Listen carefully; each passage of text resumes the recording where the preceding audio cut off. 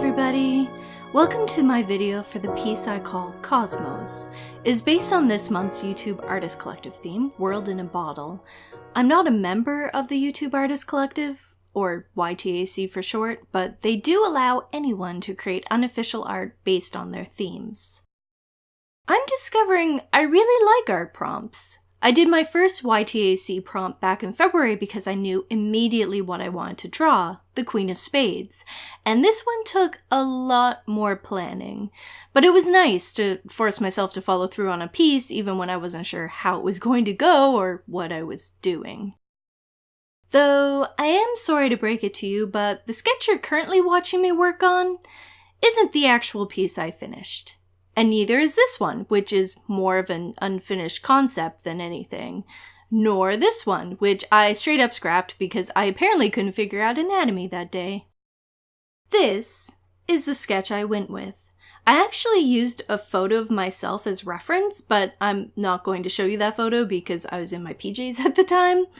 I highly recommend using yourself as reference to get the angles you're looking for and making sure the anatomy is as close as possible. Or you can find reference from a lot of different sites. There are free stock sites like Pixabay and Unsplash, or artists who release stock like Senshi Stock or Facestock on DeviantArt. I'll link those down below in the description box if you're interested. So yeah, I had a ton of ideas for this prompt. My first idea was to do something kind of inspired by Silent Hill with a girl trapped in the bottle surrounded by scary monsters, which was what that unfinished concept was. But I worried about how easy that would be to render and really get across that she's actually in a world in a bottle.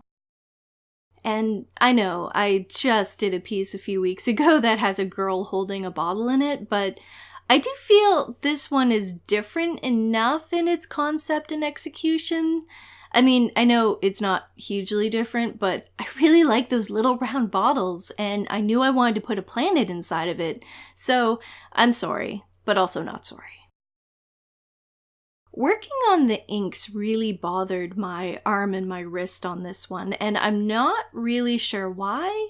Possibly because it's a larger piece than I have been working on. I've been doing a lot of 6x9 pieces for watercolor, but this one is 8x10, which is a minuscule difference and probably doesn't even matter because it's on an iPad anyway, but perhaps it's not minuscule enough. I did zoom out a ton to try to get the smoothest lines possible, which of course you can't see because I didn't feel like messing with screen recording. I haven't mentioned this, I don't think, but I have had the worst bloody time with screen recording as of late. I don't know what it is, but my iPad will randomly stop recording the screen. I do have Xmirage, which records your screen over AirPlay or whatever it's called, but I find it will also sometimes stop recording.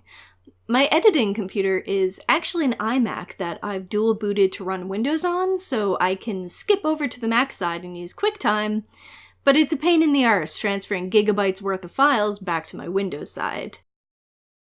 Anyway, if anyone knows of any solutions or alternatives, please let me know down below in the comments, or send me a message on Instagram or Twitter. I am at Leysketch on both. Hopefully everyone is okay with this just being the video footage straight from Procreate.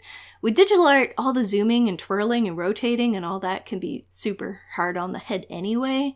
Screen recordings of digital art are like the shaky cam of art videos, especially since I need new glasses and I have to zoom in stupid close sometimes. I have never created a galaxy background before, especially in digital medium, so that was a learning experience. I did discover that Procreate has this really cool nebula brush that adds the galaxy texture for you. It's just a matter of layering it and coloring it so it actually looks like a galaxy. I'm still not sure I managed that, but I hope you enjoyed watching me flounder on that for a while there. So, when I started coloring this piece, I originally thought I would make her purple, which, fine, cool, purple skin is cool. One of my favorite X-Men characters is Blink, so I wonder where I got that idea from, but Then I realized I made her hair kind of rainbowy, and I purposefully painted the background first so I knew I could get the galaxy right and the colors where I wanted them, so the rest of the piece didn't get too colorful, because we all know how I am with color. So then I decided to rein it back a little and give her a normal skin tone. It ended up being a warmer tan tone because I didn't want her too pale that she ended up blending into her hair, which at the time was pretty light. Her hair does end up becoming more saturated and more of a mid-tone later on, though I did do the whole grayscale check to make sure it didn't blend in too much with her skin. I'm warning you now though, and you might be able to tell already from this point in the footage, but this piece looks all unassuming at first, but I did that thing where it's just a whole bunch of bright colors. Lisa Frank on an acid trip exploded on this painting. And I'm not really ashamed because I kinda like it when things get ludicrously bright. Though I know I do need to rein myself in at least a little because it is kinda ridiculous. In the coloring process, the two things that gave me the biggest hang-ups were definitely the hair and the potion bottle, which is ironic because the hair is probably one of the least important parts and the bottle is probably the most important part. For some reason, I couldn't figure out how to color Art Nouveau style hair digitally, even though I've done it a million times before. Nothing looked right. I think my problem there was that I've been using watercolor. Watercolor has texture, whether from the paints themselves or the paper you use. The texture makes the flat gradients I use in Art Nouveau feel less flat. At several points, hopefully Procreate caught it, you'll see me try to make the hair glow, but that really took away from the glowing mist from the potion bottle. I considered adding a texture to the hair, but I also didn't want to take away from the galaxy. What I should have done is add detail to the hair instead of it being that same flat style I use for my watercolor pieces, but I obviously didn't do that. I think I prefer the hair in the end, when it's closer in tone to the skin and the line art is a gradient matching the hair, but you'll see that soon. The potion bottle also gave me trouble, because I've never actually colored a potion bottle digitally before. Or ever, I don't think.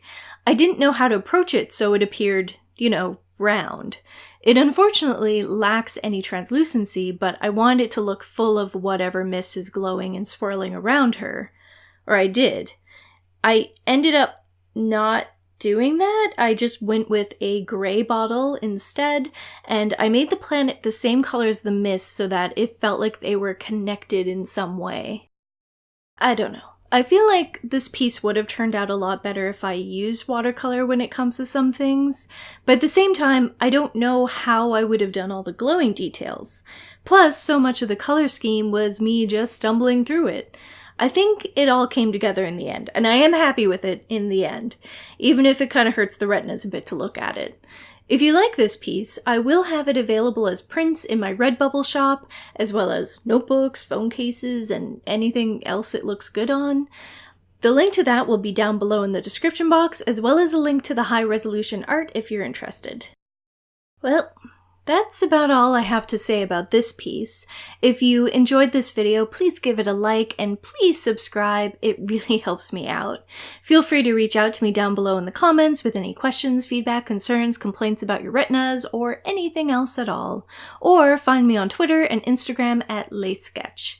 Thank you so much for watching, and I'll see you in the next video. Bye!